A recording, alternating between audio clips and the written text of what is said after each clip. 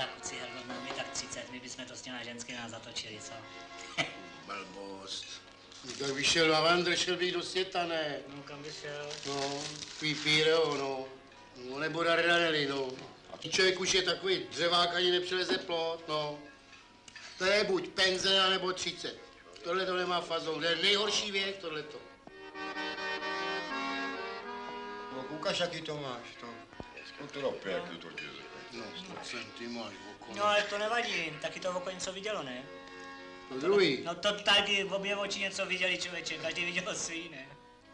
No ten kus za to stojí, ne? No teda, co? to byla ženská. Teda, kuci, to byla ženská. Fakt. Teda fakt to byla ženská. Teda to se hned tak nenajdete. Ne. Zíšku, byl to bezvadný večer, teda.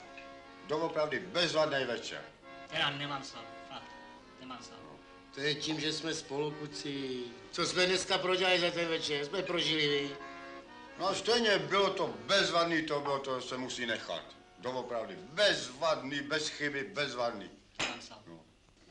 28. Franto. Já vám řeknu, kuci, nebejte ženských, co?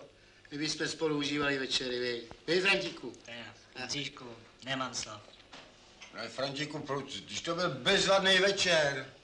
No dobře, já vím, že byl bezvadný, ale nemám slov, odpust mi to. No ale ty nemáš slov, ale já to řeknu, já mám to a byl to bezvadný večer.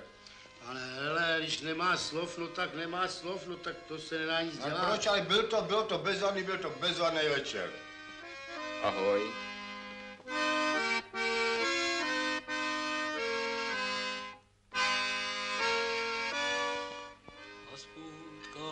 Hospůdko má.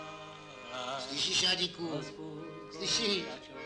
Banda má píseň. Ty jsi mě Vzala, Jasně přisouzená, u noc, když po noci